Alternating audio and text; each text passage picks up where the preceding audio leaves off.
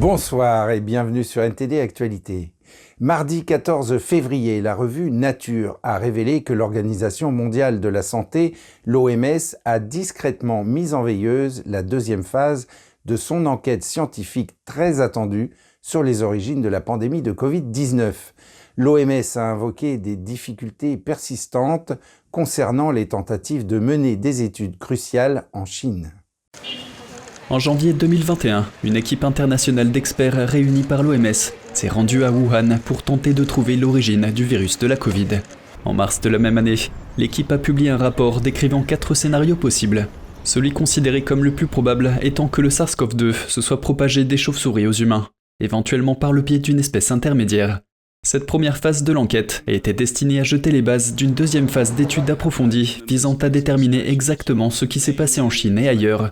Dans son rapport de mars 2021, l'équipe a conclu qu'il était extrêmement improbable que le virus se soit accidentellement échappé d'un laboratoire. Mais la simple inclusion du scénario de l'incident au laboratoire dans le rapport final a été un point de discorde essentiel pour les chercheurs et les responsables chinois. Maria Van Kerkhove, épidémiologiste à l'OMS à Genève, a déclaré à Nature que la politique menée dans le monde entier à ce sujet a vraiment entravé les progrès dans la compréhension des origines. Les tensions étaient élevées entre les États-Unis et la Chine au moment où l'OMS a envoyé une équipe pour enquêter. Et l'entente avec la Chine s'est rapidement effilochée après le retour du groupe. Le ministère chinois des Affaires étrangères n'a pas répondu aux demandes de commentaires de Nature sur les raisons pour lesquelles les études de la phase 2 étaient au point mort. D'après la revue Nature, 2 ans après le voyage très médiatisé de son équipe, l'OMS abandonne ses plans de deuxième phase d'enquête. Angela Rasmussen, virologue à l'université de Saskatchewan à Saskatoon au Canada, a déclaré que sans accès à la Chine, l'OMS ne peut pas faire grand-chose pour faire avancer les études. Par ailleurs, les chercheurs affirment qu'il s'est écoulé trop de temps pour rassembler certaines des données nécessaires pour déterminer avec précision l'origine du virus. L'enquête aurait permis de mieux comprendre comment le coronavirus SARS-CoV-2 a d'abord infecté les gens pour prévenir de futures épidémies. Et un prêtre catholique a accusé le gouvernement britannique de censurer les rues du Royaume-Uni et de tenter de criminaliser la prière silencieuse. Cette déclaration intervient après que le prêtre a été innocenté alors qu'il avait été accusé d'intimider des personnes fréquentant une clinique d'avortement. Si le gouvernement impose des zones de censure autour de tous les centres d'avortement du pays, comme il envisage de le faire avec le projet de loi sur l'ordre public actuellement en discussion, qui sait combien de personnes supplémentaires vont être jugées, combien de personnes vont être mises en prison pour avoir proposé leur aide, pour avoir prié dans leur tête. Je demande au gouvernement de se pencher sur le travail extrêmement positif que la grande majorité des groupes pro-vie font pour soutenir les femmes vulnérables au moment où elles en ont le plus besoin, avant de censurer les rues du Royaume-Uni et de permettre que des gens bien soient criminalisés pour des actes d'amour. Le bureau du procureur de la Couronne a indiqué au tribunal de première instance de Birmingham qu'il avait abandonné 4 charges contre le père Sean Gove et la bénévole Isabel Fogan-Spruce. Tous deux étaient accusés d'avoir enfreint une ordonnance de protection des espaces publics devant une clinique d'avortement de Birmingham, mais les procureurs n'ont fourni aucune preuve. Les charges retirées concernaient des faits survenus au cours des 3 derniers mois de l'année dernière. Et le Premier ministre britannique a rencontré Bill Gates pour discuter de leurs priorités communes. Ils se sont concentrés sur les engagements climatiques en faveur de zéro émission nette et sur les investissements responsables. Lors d'une réunion privée, ils ont parlé des défis stratégiques auxquels le monde est confronté. Malcolm Hudson de NTD nous en dit plus. Le Premier ministre britannique Rishi Sunak a rencontré mercredi le cofondateur de Microsoft, Bill Gates, dans le centre de Londres. Sunak a déclaré que lui et Gates discutaient de leurs priorités communes. Je suis ici à l'Imperial College avec Bill Gates et nous avons discuté de nos priorités communes et de la sécurisation du statut du Royaume-Uni en tant que superpuissance scientifique. C'est formidable. L'annonce de milliards de livres de financement privé supplémentaires pour nos meilleures entreprises de technologie propre est appréciée. J'ai vu certaines de ces jeunes entreprises innovantes ici à l'Imperial College. C'est fantastique de voir ces chercheurs, ces scientifiques et ces hommes d'affaires relever les défis du zéro émission net et créer des emplois par la même occasion.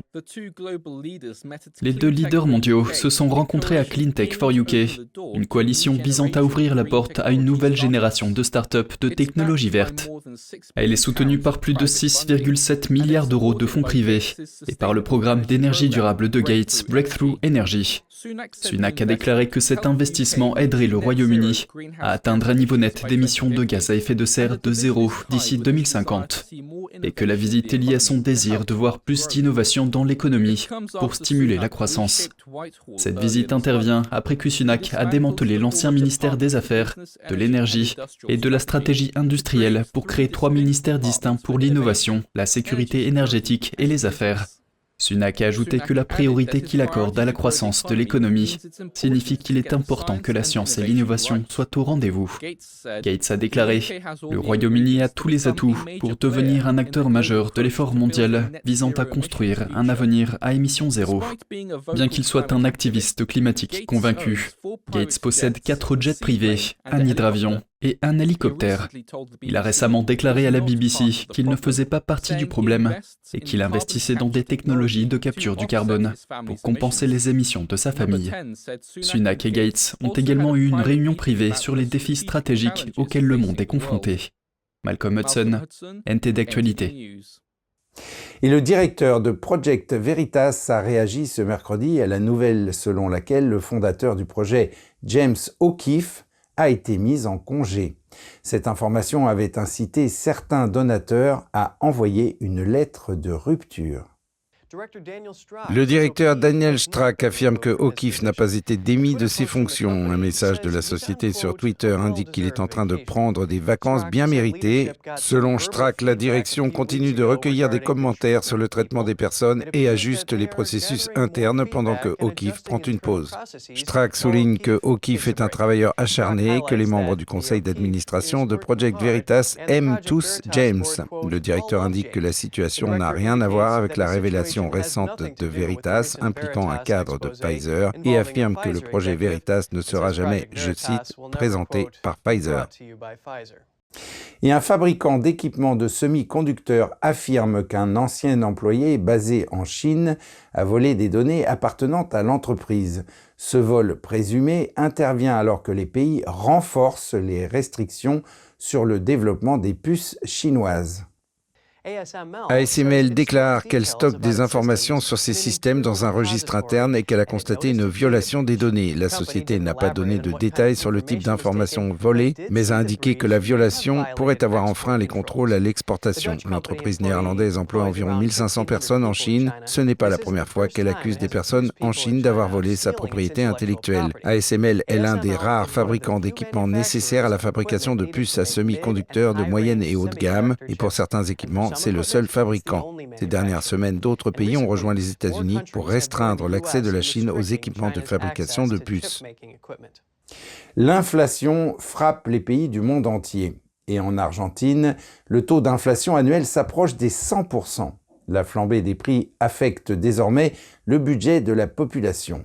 Voyons ça de plus près. Une hausse annuelle des prix approchant les 100%, c'est la situation critique dans laquelle se trouvent les Argentins. Nombreux sont ceux qui voient leur salaire amputé par les coûts élevés de la nourriture, de l'essence et des services. La vérité, c'est que je vis au jour le jour. Je cherche les prix bas, je vais sur les marchés. On cherche où la viande est la moins chère, où les légumes sont les moins chers. On fait la chasse aux promotions en ligne pour s'en sortir. C'est ce que je fais. Le gouvernement a adopté des mesures pour restreindre la hausse des prix, mais l'inflation reste omniprésente, ce qui incite la population à changer ses habitudes d'achat. J'achète semaine par semaine parce que je ne peux plus faire de gros achats. Il y a des choses que j'ai arrêté d'acheter parce que je dis non, c'est juste impossible que ça augmente comme ça. Donc je n'achète pas certaines choses, je change mes habitudes ou j'achète des articles en solde. L'inflation mensuelle dans ce pays d'Amérique du Sud s'est accélérée pour atteindre 6% en janvier, et le taux sur 12 mois se rapproche des 3 chiffres. Ce taux est le plus élevé depuis l'hyperinflation des années 1990. L'économie argentine subit le plus gros de l'impact. La Banque centrale a augmenté les taux d'intérêt à un niveau stupéfiant de 75%. Entre l'inflation et les taxes, certaines entreprises ont du mal à survivre. Dans notre travail, entre payer une chose et une autre avec les impôts, ils nous noient et ils ne nous permettent pas de travailler. Lassés de l'inflation, certains citoyens argentins accusent le gouvernement de mauvaise gestion économique et de la fabrication de billets. Cette question sera essentielle à l'approche des élections d'octobre dans le pays. Faites bien attention à l'endroit où vous placez votre téléviseur. Les accidents avec le mobilier peuvent être mortels. Voici un aperçu du dernier rapport avec des données troublantes et aussi comment vous pouvez faire pour protéger au mieux votre famille. Ça peut arriver en un instant, même quand vous regardez la télé. Ce sont des cas réels de basculement. Heureusement, aucun enfant n'est mort dans ces accidents effrayants. Mais la chute de meubles peut causer des blessures graves et même la mort. Vous pouvez être dans la pièce, les enfants vont être des enfants, ils vont courir partout, ils vont grimper sur les objets, ils vont peut-être trébucher sur un cordon et faire tomber la télévision. Le dernier rapport de la Commission de sécurité des produits de consommation montre qu'entre 2019 et 2021, les salles d'urgence ont traité environ 19 400 personnes. Entre 2000 et 2021, près de 600 décès ont été signalés. La grande majorité d'entre eux sont des enfants. Et beaucoup de ces décès impliquent une télé. Mais il existe des moyens simples de protéger sa famille. Ranger des objets lourds en bas des meubles, ne placer rien au-dessus qui pourrait inciter les enfants à grimper. S'il y a des cordons, rangez-les et enfin, fixez-la. En allant à la quincaillerie locale pour moins de $20 et en moins de 20 minutes, vous pouvez fixer votre télévision, votre bibliothèque ou votre commode au mur. Sur le site encorit.gov, vous trouverez les instructions étape par étape sur la façon de fixer correctement les objets au mur. Et une jeune fille de l'âge de bronze est enterrée depuis plus de 3000 ans. Ses restes ont été exhumés par un fermier en 1921 et maintenant elle est revenue à la vie, du moins sous forme d'avatar numérique. Un musée danois a utilisé la technologie du métavers pour imaginer son apparence. Andrew Thomas de NTD nous présente les détails du projet. Au Musée national du Danemark, cet avatar numérique récemment installé donne vie à une jeune fille de l'âge du bronze. L'avatar salue, siffle et crie aux visiteurs qui passent. Elle raconte son histoire à ceux qui l'écoutent. Normalement, quand on va au musée, on ne lit qu'un petit texte.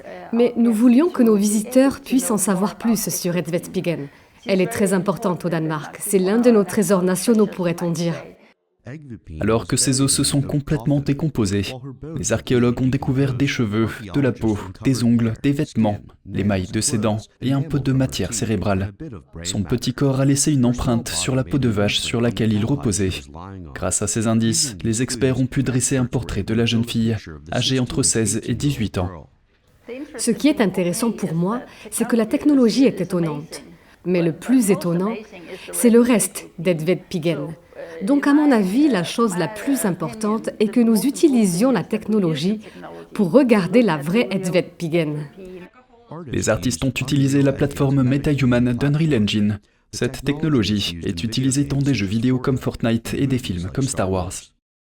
Notre ambition est d'essayer aussi de le faire en réalité virtuelle parce que pour l'instant, c'est sur un écran 2D. Et je pense que ce qui se rapproche le plus d'une machine à remonter le temps, c'est un casque de réalité virtuelle. Donc ce serait génial. Nous essayons de voir si nous pouvons le faire. Les experts ont fait des suppositions pour recréer sa peau, son visage et la couleur de ses yeux. C'était un processus très difficile. Nous avons dû développer son look à partir de rien. Les seuls vestiges d'elle étaient ses cheveux et ses dents. Et le reste est notre création. L'avatar numérique d'Edvardspigen est exposé en permanence au Musée national du Danemark à Copenhague. Andrew Thomas, NTD Actualité. Et à Venise, des maîtres artisans enseignent l'art traditionnel de la fabrication de masques aux touristes. Ces masques sont souvent utilisés lors du célèbre carnaval de la ville. Andrew Thomas de NTD nous en dit plus sur cette mascarade. Peu de personnes sont formées à l'un des plus anciens métiers de Venise, le papier mâché. Ils façonnent à la main les créations les plus insolites et les plus merveilleuses. Dans un petit atelier, Giorgio Galasso et son fils fabriquent des masques sans relâche. L'homme de 70 ans a développé son art dans les années 1970. Pour réaliser le moulage, il faut faire une sculpture en argile, la recouvrir de plâtre pendant une semaine et quand elle est devenue solide et sèche, on enlève l'argile et il reste la matière négative. En appliquant de la colle et du papier mâché, qui est aujourd'hui une sorte de papier toile assez professionnel, on réalise le masque. Il faut ensuite le lisser, le peindre et enfin le décorer. Le masque est ensuite décoré avec de l'or, des plumes et d'autres ornements. Aujourd'hui, Giorgio dévoile ses techniques secrètes. Pour 47 €, les visiteurs peuvent suivre un cours de création de leur propre masque. Généralement, ils viennent ici. On leur propose une sélection d'environ 12 modèles. On esquisse sur le masque un dessin particulier, qui est celui que nous utilisons tous les jours dans la boutique. On leur apprend à peindre, et pendant l'activité, on leur raconte un peu de Venise, qui est peut-être l'histoire du carnaval, ou l'histoire derrière chaque masque. Il existe de nombreux métiers ancestraux en danger de disparition à Venise. Il est très important de transmettre ce type d'activité car vous perpétuez une tradition locale et surtout, ce sont des activités qui peuvent vous rapporter une immense satisfaction. Dans un monde où tout le monde essaie de faire de l'argent facile, il est important de comprendre que nous devons nous concentrer sur ce type d'activité. Pour Galasso et son fils, voir de nouvelles personnes désireuses d'apprendre leur inspire de l'espoir. C'est très important parce que nous transmettons notre tradition pendant 1 heure à ceux qui viennent faire cette masterclass, tout notre savoir. Disons que même si en 1 heure on ne peut pas tout enseigner, mais je vois que les gens apprécient vraiment.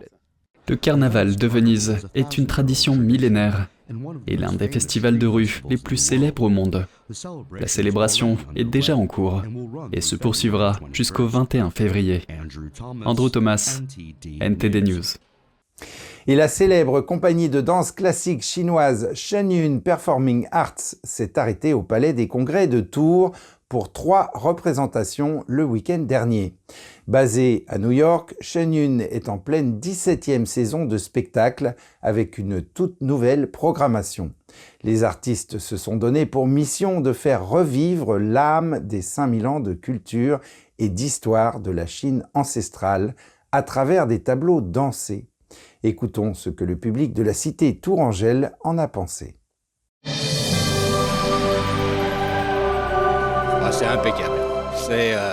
C'est la perfection. On voit qu'il y a des heures de travail et que c'est un très haut niveau. C'est très bien. Et je pense que ce genre de spectacle contribue effectivement à l'épanouissement et on va ressortir d'ici certainement bien mieux que quand on est rentré en tout cas. Eh bien, c'est un très beau spectacle. Les danseurs sont vraiment merveilleux. Ils ont beaucoup de punch sur la scène. On a envie de danser avec eux. Les costumes sont magnifiques. Ils sont on dirait des fleurs. C'est tellement beau. Les danseurs sont très performants dans leur saut. La danse classique chinoise a beaucoup de grâce et beaucoup de légèreté. Et beaucoup plus de sourire aussi. On est amené gentiment, avec le sourire vers le spirituel. Voilà. J'ai encore plein d'étoiles dans les yeux et je pense que je vais les garder longtemps.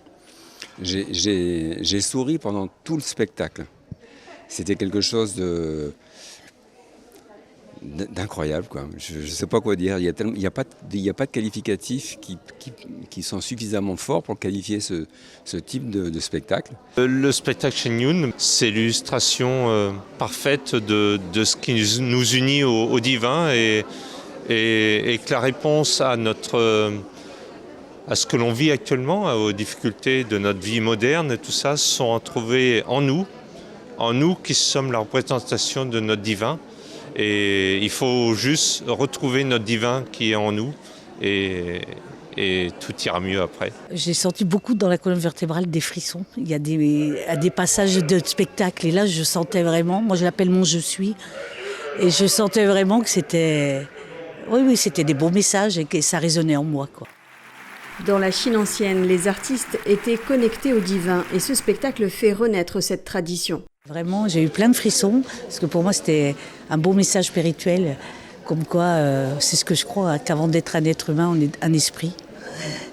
Et que c'est nous qui avons cette force en nous et quand tout le monde chaque être humain aura retrouvé cette force, eh ben, le monde ira mieux, quoi. C'est le divin qui est en nous et donc j'ai beaucoup de frissons et le plan final était magnifique, quoi, vraiment. Oui, c'est une belle. Je trouve que c'est une belle façon de parler du spirituel et d'amener la réflexion aux personnes de ce qu'on est et de qui nous sommes. En fait, c'est nous-mêmes en reconnaissant la divinité que nous sommes.